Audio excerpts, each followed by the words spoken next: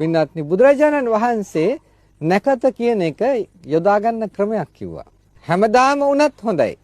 අපි තුමු අවුරුද්දකට සැරයක් නම් සුනක්ඛත්තං සුමංගලං සුපභාතං සුවුට්ඨිතං සුඛනෝ සුමුහුත්තෝච සුයිත්තම් බ්‍රහ්මචාරීසු යනාදී වශයෙන් කියනවා.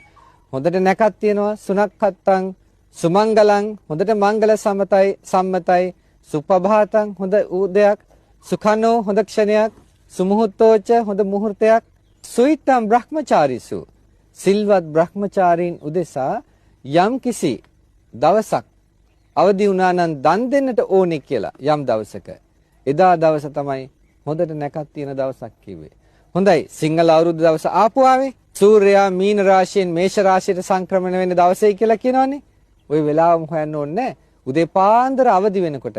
අද උදේ පාන්දර මම පන්සලට යන්නට ඕනේ මොකක් හරි හදාගෙන. හොඳට උදේ පාන්දර තෙරුවන් නැමදලා වන්දනා කළා පිරිත් ටිකක් කියලා තමන් පිරිසිදු පුද්ගලයෙක් වෙලා කිරිබත් ටිකක් හදාගෙන කැවුම් ටිකක් හදාගෙන යන්න පන්සලට. පන්සලට ගිහිල්ලා පන්සලෙත් බුද්ධ පූජාවක් තියලා සංඝයා වළඳවලා එදා දවස ආරම්භ කරන්න. ආරම්භ කළා අදිෂ්ඨාන කරන්න මම මේ අවුරුද්දේ මගේ අගුණ දුර්වලකම් දුරු කරගන්න පුද්ගලයෙක් වෙනවා කියලා. හොඳ අදිෂ්ඨානයක්ද? ඔව්. අවුරුදු දවසකට පිරිසිදු අදිෂ්ඨානයක් කරන්න උදේ පාන්දර. ඒක තමයි අවුරුද්ද කියලා කියන්නේ.